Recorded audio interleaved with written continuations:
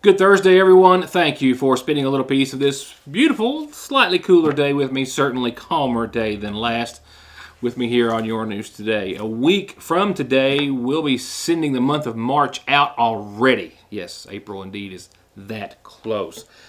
Winter in the forecast is even closer. However, the word snow has made a return. I'll elaborate more begrudgingly in just a few moments. A lot of headlines to discuss this evening. Apologies last night for in the last 2 nights. I know Foothills Communications are still battling those technical issues with equipment that just does not seem to be happy, and they are giving it their full and utmost attention. So please bear with us. My apologies again, and thanks for letting us know when you have any issues whatsoever and letting them know as well whenever it is a situation with your cable provider. So with that, you can, of course, go to my YouTube channel at any time and catch the program that you may have missed or want to see again. I will also air one portion of last night's program again tonight, a special birthday wish that we had. I know that she didn't get to hear it last night through her TV, but she got to hear it a couple of times today, I was told by Marlene Howard down at the Senior Citizen Center. But just to make sure everyone else gets to hear it, I want to include that and a host of other new information and reports that I have for you this evening.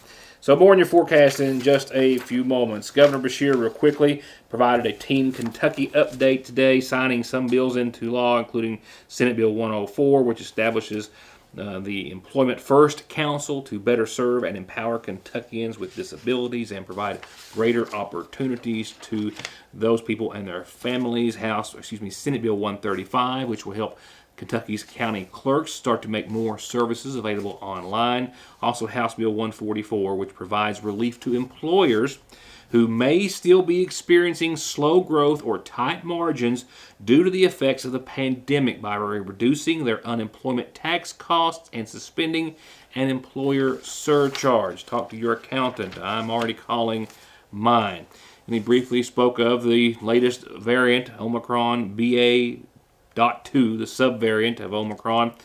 He says that has so far been confirmed in 29 Kentucky residents since the first week of February, and those residents live in 13 different counties. The governor says that so far, based on very early studies, BA.2 is thought to spread faster and be more infectious than the original or initial Omicron, as I should pronounce it correctly, variant, but it's too soon to know whether BA.2 will lead to an overall increase in cases, hospitalizations, deaths, or otherwise, or if it causes more severe disease or can evade immunity from vaccines or prior infections.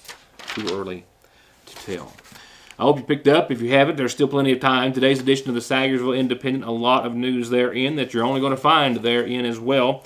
One of those is the report on the former superintendent of the Sagersville Waterworks, who has reached a plea agreement and pled guilty to charges, of course, he faces till sentencing of theft. Sean Rowe was charged with theft by unlawful taking, theft by deception, 2 counts, forgery in the second degree, and fraudulent insurance acts, as I've covered here in the program. And Heather has in the Sagersville Independent. He has reached a plea agreement with all parties involved and looks as though he will avoid jail time for the more than $30,000 he is alleged to have taken from the Sagersville Waterworks for his own purposes over a number of years. He faced 5 years on each of the 5 counts and will be sentenced on the 7th of April. The plea agreement in place prior to that sentencing is as follows: that he was to receive a sentence of 5 years on each count to run concurrently. However, there was no objection by either of the parties on either side to suspend that sentence for 6 months of jail time. However, that also was agreed upon by all parties involved to be superseded by home incarceration stint of 1 year, meaning the plea agreement in place contains home incarceration for a year. I believe it is 10 years of probation, and that he must pay the Sagersville Waterworks restitution of nearly $33,000 and almost $4,000 to the Aflac Insurance Company, which he is alleged to have defrauded. And those amounts must be paid by the sentencing date of April the 7th. That is the plea agreement in place. He has pled guilty, and of course, we'll let you know per that proceeding.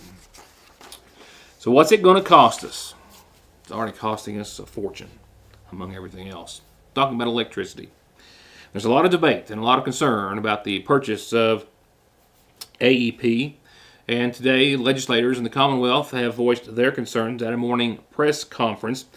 In case you're unaware, Kentucky's General Assembly has a mountain caucus, and they came together today to and announce that they are in opposition to the purchase of American electric power by Liberty Utilities.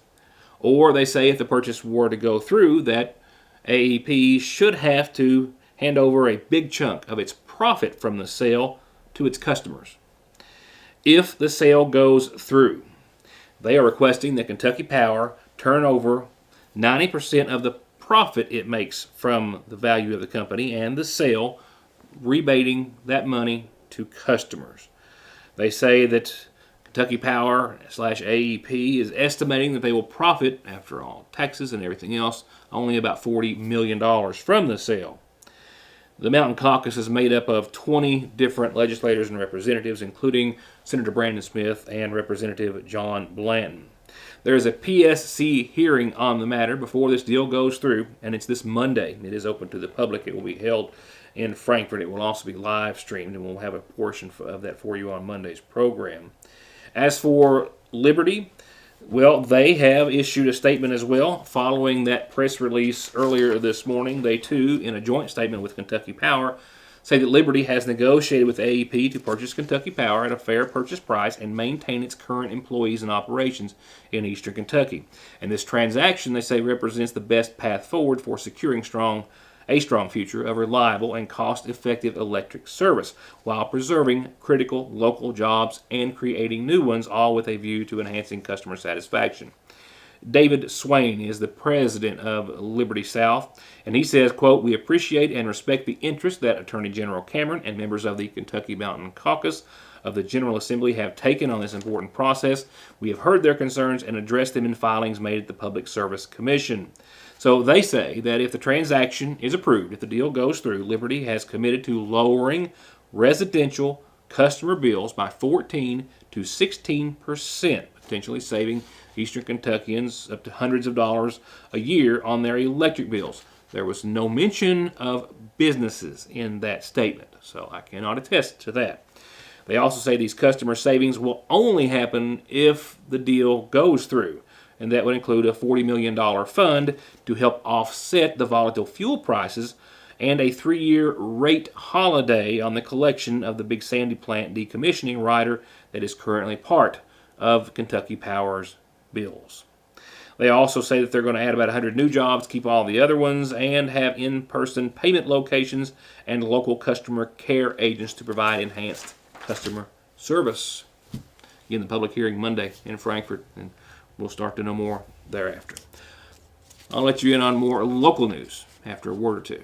Now available at Independent Signs and Graphics, custom laser cut Kentucky bourbon barrel heads in unused, fresh, white oak, or from authentic Kentucky bourbon barrels with that used patina and slight aroma of Kentucky bourbon. And we do custom leather patched hats and wall hangings. Need a business logo? We can do that too. And we do banners, plastic, aluminum, decorative, hanging signs, vehicle graphics, and wraps. And we will meet or beat any area price on any campaign sign and material.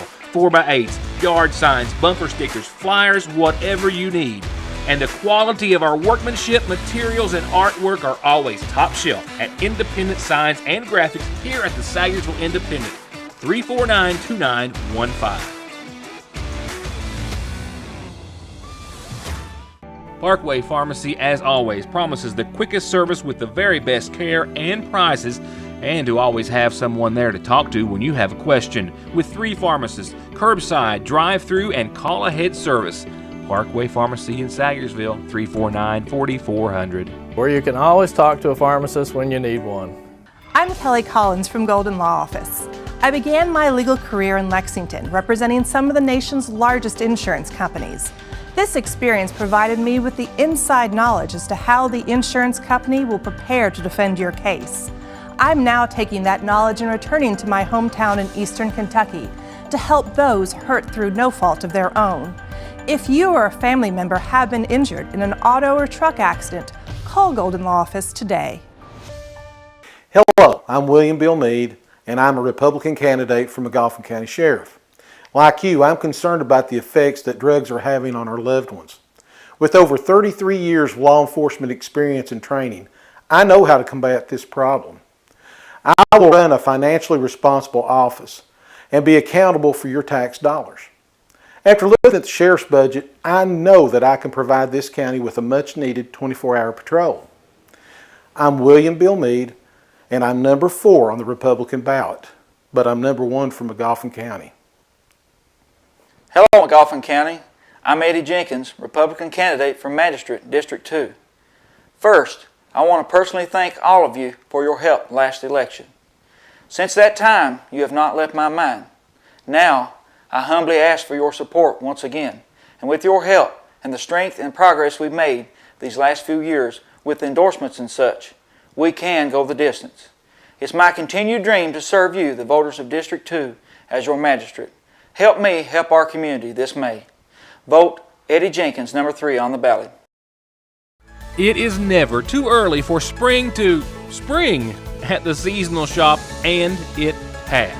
With new ladies' fashions in and arriving daily from all the fashion houses you've come to love, like Royce, Mud Pie, Charlie Page, Simply Southern, they have a new line of spring tees from Ivory Ella and amazing scents in soaps, body lotions, and home fragrance diffusers by Michael Design Works, with something for every room in the house. Plus new home decor, and as always, so much more at the seasonal shop in downtown Sayersville. Whether the new year brings you new dreams or you're working towards the same ones, let Sayersville National Bank help you build, bank, or save for them. Sayersville National has been helping dreams come true since 1902. Give them a call at the main location, 349-3131, or the branch, 6121. Limited, very limited information, except to say that all appearances were that a McGoffin County residence was the subject of a raid earlier today for the 3rd time since we have been reporting. Detectives with the state police and what appeared to be possibly Unite and or DEA were raiding the residence and property of a Greg Howard on Bloomington here in McGoffin County over the course of a number of hours. This afternoon they were still there when I captured this video around the 3:30 time frame. Numerous officers could be seen searching the property with uniforms, protective gloves, inside the residence, outside the residence. At one point, a female was brought outside and sat on the porch for a period of time as they continued their investigation. No details, as is, of course, customary, were available while the investigation was ongoing, but this at the residence of Greg Howard, who was the subject of an investigation of this scale on a couple of different occasions. The most recent was in March of 2017 when he was picked up and taken to the Pike County Detention Center from his residence, I believe it was, held there on federal charges, and being on probation then for a 2013 case where he pled guilty to distribution of oxycodone and was given sentence for time served on that occasion. However, in 2017, he pled not guilty to those federal drug charges, and later in May of that year, he was federally indicted on 5 counts of distribution and other drug-related counts. Also, they seized about $14,000 from him when his house was raided in 17. And at that time, given his prior felony conviction, he faced up to 30 years in prison, up to $2 million in fines, but was sentenced to 3 years, which he served at least a portion of.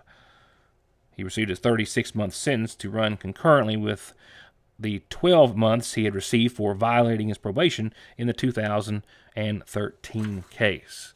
We're reaching out to authorities at this time and hope to have an update for you tomorrow. Local first responders answered a number of emergency calls this morning in a flurry of tones that were set off by McGoffin County 911, one of those calls being a single vehicle accident, a car striking a house or a portion thereof early this morning on Route 40. Early this morning around 8:30 or so, a Ford Crown Victoria traveling in the direction of Sagersville in front of the First Community Baptist Church on Route 40. The driver behind the wheel lost control of the vehicle. It crossed into the oncoming lane. Fortunately, no other traffic was coming at the time, but the vehicle traveling obviously at a significant amount of speed hit the grassy area, went into a slide, jumped the driveway, struck the embankment, and still continued on, striking the porch of this Route 40 residence. There were two occupants inside, a man and a woman, who suffered only minor injuries and, at my time being present, or appearing to refuse medical treatment at the scene, but still being assessed by ambulance personnel. No other vehicles, again, were involved, and no one else was injured. Up next, let's go to tonight's McGoffin Farm Bureau Community Calendar, which quite often, more often than not perhaps, starts off with a birthday or several birthday wishes. Last night, I had a wonderful birthday wish on the program tonight. Due to some audio problems through the Foothills Communications feed, a lot of folks didn't get to hear that. So, being just how special this report was, I clipped it out of last night's program. I'm not doing a quick wardrobe change on you, but I clipped it out of last night's show to make sure that everyone knows what a lovely afternoon we had after some wonderful caring first responders wanted to show their love and respect for one of their patients who turned 101 yesterday. Let me intro this next report by saying that these are the kind of people you want caring for you, and this is the kind of lady you want to spend your afternoon with. Very special birthday celebration today. A surprise birthday celebration, one that I hope might actually lead to maybe a really neat story in the future.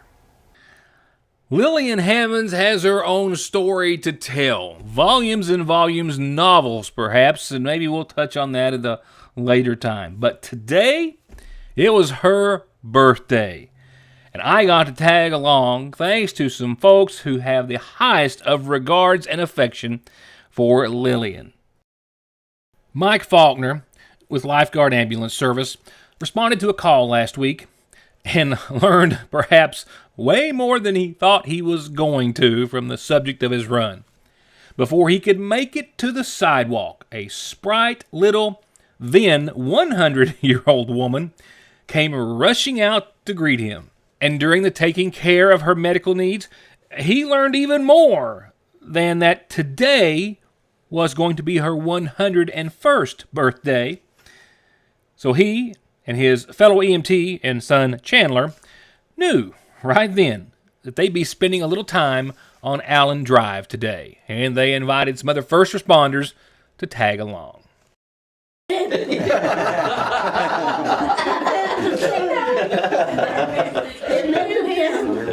never recognized you first. I get better looking all the time. Oh, that is Mr. Rita. Yes, she knew everybody in the room, including me. And she even remembered something that I had long ago forgotten. 15 years ago? Maybe? I gotta tell this. I don't know. Maybe longer. I know I was doing the news. Coming out of Dixie, a little black four-door sedan, little lady in the front seat, had a flat tire. And I stopped and said, "Hey, sit tight. I'll take care of it and get you on your way." And she never forgot that. Not recognizing me until she saw me on TV, but glad to say that she catches me on the news when she can. And for that, I am just absolutely thrilled and humbled to death. One time he said, "I have got door." I remember that! Yes! That car, yes! I did! I forgot about that. And I will absolutely never forget that again. I'm also not going to forget the kindness that was expressed today on behalf of the Faulkners and our first responders, and I wish to thank them for a wonderful afternoon. I think everyone there had a wonderful time, and most certainly our guest of honor, even though she was in her own home, I think was certainly at the top of that list. We was called for a medical call up here Monday night. Then once she got her in her truck, the history of the lady was just unreal. For her being 101 today and a sharp mind, she's incredible. So I felt, along with the fire department, rescue squad, police department, that we need to show her a happy birthday to be 101 years old. And tell me, just in a couple quick words, don't put you on the spot too bad, about her personality. Her personality, it's unique. It's unique. It's for 101 years old. It's unique. You'll never. I don't think you'll ever meet another 101-year-old female or male, for that matter, with a personality like hers. Lillian had actually just gotten in from being out, not just on the town, but she'd been out with her fellow senior citizens. I think Paintsville, Prestonsburg. I'm not quite sure where, shopping and eating and having a wonderful afternoon. She is as active as I am told, accomplished rook player as anyone, and is enjoying every minute of life at her 101 years of age. Happy birthday. Happy birthday to you. It was such a wonderful opportunity for myself and certainly those who spearheaded that whole event to spend just a few moments out of our afternoon with you. It will be a life-changing event, I promise you. And I hope to maybe do a little story about Lillian, maybe in the news and in the paper, possibly for too long. I haven't hit her up for that yet. We'll see how that goes, but it's certainly a story to tell. Indeed it is. And happy birthday again, Lillian. Happy birthday to you one more time a day after. All right, on to the calendar. Head Start, taking applications in McGoffin County for the next school year. Call 349-3488 or stop by and see them Monday through Friday at the office, of course, behind the bus garage and the Board of Education on Route 7. Bids and Beans, a 3-church event coming up at the head of Coon Creek Church. Joining them is Licky Valley and Big Caney churches. Saturday, April the 2nd, they'll start serving at noon. An auction will start at 1. Soup, bean plates, hot dog plates, chips and cheese. The Bloomington Fire Department has a vendor sale and a soup bean dinner with live music and prizes at the Sagersville City Park Saturday, April the 2nd. They'll kick off their event at 10 a.m., giving away hourly. Prizes to be given away hourly. And chances to win a basket full of goodies at the end of the fun-filled day. And the Middle Fork Fire Department has an auction and dinner. They're going to have $5 pulled pork and hot dog dinners and an open mic for candidates. That's the following weekend on the 9th. And Your News Today, there's the P.O. Box, there's the phone, the fax, the email, the Facebook, and all the links you need to get your announcements, birthdays and anniversaries included, on the show. From there, funeral services start tomorrow at 1 for 71-year-old Ross Allen of Sagersville, who passed away Tuesday, the son of the late Orban Hatton and Dorothy Allen. He's survived by sisters Rita Allen and Flora Simpkins, Loretta Perkins, brothers Roy Rooster Allen, Ralph Allen, and Randy Allen. And services start tomorrow again at 1 o'clock from the Sagersville Funeral Home. Visitation is this evening and prior to tomorrow's services. 61-year-old Ricky Rife of Sagersville passed away Monday, survived by sons Ricky and Mickey Rife, daughter Heather Bailey, sisters Janice Bailey, Peggy Rife, Melissa Rife, and 7 grandchildren. He's preceded in death by a lifelong companion, Ruth Nance, and a sister, Norma Jean. Services start Friday at 1 from the McGoffin County Funeral Home. And services begin Sunday at 2 for Imogene Adams-Witt, 89, of Columbus, who passed away at her home on Thursday. She's survived by her loving husband, Paul Edwin Witt, also formerly of McGoffin County, and 5 children, Paul Dean Witt, Wilma Jean Justice, Emma Eileen Shihab, Marlene Bowerman, and Ella Lorraine Lease, and 8 grandchildren and 1 grandchild. She's survived by her sister, Justine Adams, and brother, Deed Adams Jr. And again, visitors can pay their respects Saturday from 2 to 5, and services will take place Sunday at 2 at the McGoffin County Funeral Home.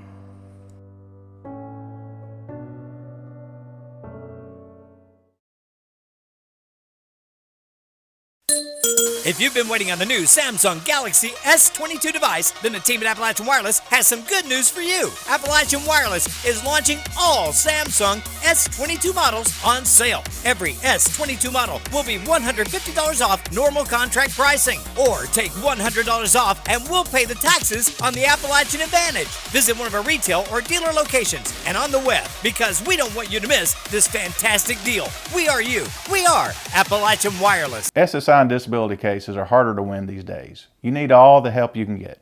If the government has turned you down, I will not. Many factors are considered when a claim is being processed, like your age, education, physical, and mental disabling conditions. When it comes time to winning your disability case, you should not face a federal judge alone. You need an attorney who is experienced, determined, hardworking, knowledgeable, and dedicated to helping you win benefits that you deserve. If you need help with your SSI or disability case, call me, Donald Wayne McFarland, and let me go to work for you. My name is Tony Allen, and I'm a candidate for McGoffin County Clerk.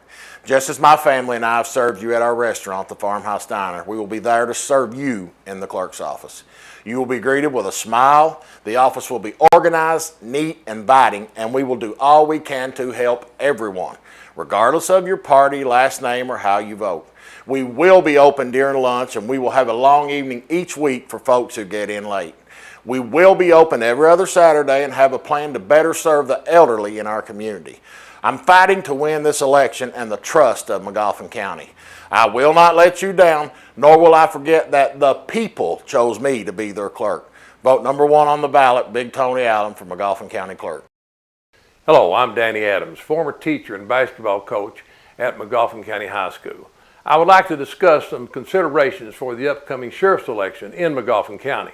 It is very important that we elect a highly trained, experienced, and trustworthy public servant, a dependable person that cares about the people of McGoffin County and will carry out the law in a firm and fair manner, a person you can call on and he will come to you.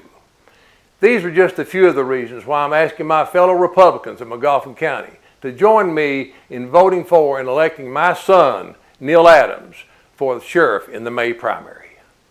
Not everything has changed over the years. Frazier's Prater Drug Store is still your most trusted pharmacy, where you can get your prescription brought to you curbside or make your way to the counter for a snack, lunch, or an incredibly sweet treat. And check out Strings and Things inside the shack, the Radio Shack, musical instruments, guns, ammo, electronics, and more. It's as wonderfully unique of a shopping experience as is the selection at Frazier's Prater Drug Store in downtown Salyersville. I'm Kelly Collins. And I'm Taylor Shepard. And we are with the Golden Law Office. We both began our legal careers in Lexington, representing the nation's largest insurance companies. This experience provided us with inside knowledge as to how the insurance company will defend your case. We are now taking that knowledge and returning to our hometown in Eastern Kentucky.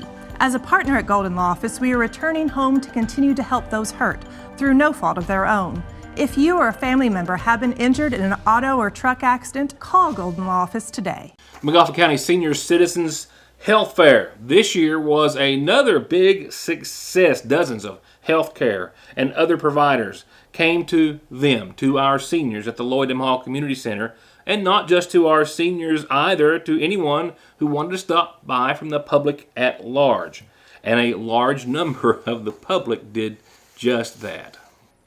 They stopped by to see and hear from all sorts of providers: Home Place Primary Medical Care, Anthem Insurance, ARH and their facilities, Salyersville Nursing and Rehabilitation, West Liberty Nursing and Rehabilitation, Kentucky Relay, the Kentucky Cooperative Extension Service, Big Sandy Healthcare, and the list goes on.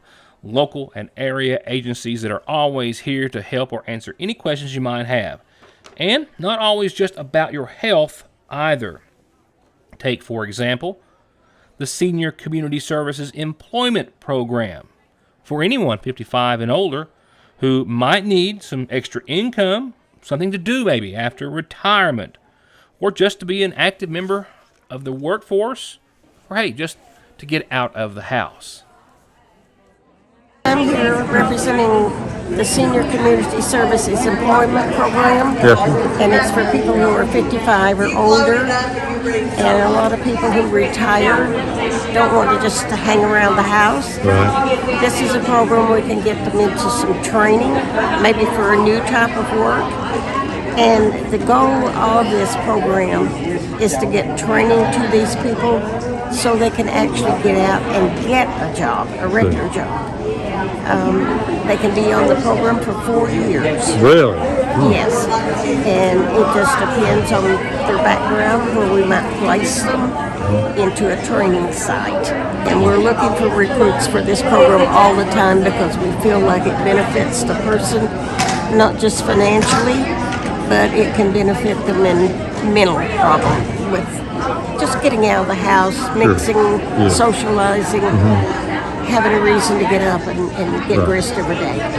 So it's a great program. I've been on it for almost 3 years now, and I love it. I love it. And Karen says that if you would like to love it too, it's as easy as finding out more by calling the Senior Community Services Employment Program Director, Donnie Wallen, at 789-6517. That's 789-6517.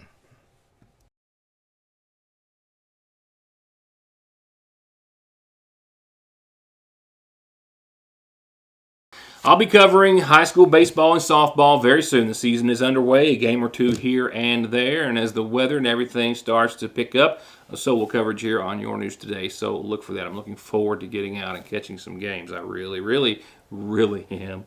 But tonight I want to go back and recognize a young man who was recognized last week during a meeting of the McGoffin County Youth Baseball and Softball Organization for a shutout last season.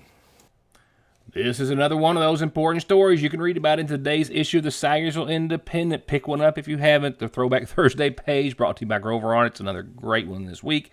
And so is everything in between the front and the back page. And, of course, on them, too. Nevertheless, okay, back to this young man. This young man's Michael Trusty. He's 13 years of age now, the son of David and Denise Trusty. And last year, he was a 6th grader. He's a 7th grader this year at Harold Whitaker, but last year he was 12. He was a 6th grader. He played for the Hornets and Cal Ripken, and during one game, taking on the Yankees, he pitched a perfect game. Not a fair ball hit, not a base hit, 4 innings and done, and 30 pitches, and that's all it took to shut out the Yankees. And he was honored just a few nights ago, again, at the regular meeting of the McGoffin County Youth Baseball and Softball Organization. And, of course, he's pitching this season. I think his dad tells me that he's a starting pitcher for the varsity team at the middle school this year. So we wish him another outstanding season. And congratulations on last. And I still have a lot of news to come. Johnson County Sheriff's Department held an active shooter scenario at a local business or location earlier this week. I've got that report in the works and much more. So we'll pick that up next time. For now, let's pick it up, or wrap it up, I should say, with tonight's Licking Valley RECC Outlook. Yeah, there's a little snow in there, sad to say. Winter's not over, only by the calendar. Yeah, chance of a few flakes and some frost in there, and that's not unusual. And, I can't recall a year in any time in recent memory that we haven't had a late frost that pretty much had to result in a restart of the growing season. All those blooms just turning brown and starting over and kind of getting a late run at the year. We'll see how late it goes this season. We've got some frost in this forecast. Partly cloudy tonight, though. Winds out of the west. I mean, they've been persistent and continue to be throughout at least the first half of your weekend. 16 miles per hour topping out tonight at times.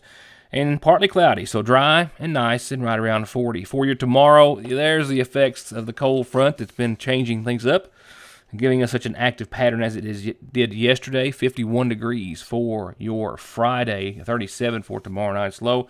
Winds again, southwest, 5 to 20 miles per hour or roundabout, and a 20 to 80% chance of rain on your Friday. A 20% chance after 9 o'clock, and then as the evening goes on, we've got an 80% chance, and I'm only about a tenth of an inch with that throughout tomorrow night.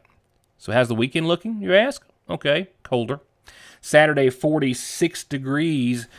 Winds still out of the west up to 25 miles per hour or so. And Saturdays when we have, with that cold morning and night, rain and a little bit of snow likely. We see any snow, it's liable to be early and not much, but a few flakes will be just enough to serve as a reminder. Again, 46 degrees, winds again 26 miles per hour or so. Little or no snow accumulation is expected, but we've got a 60% chance of it. Sunday, we dry up completely. 49, mostly sunny, mostly clear across the board, so a decent, albeit much cooler latter half of your weekend.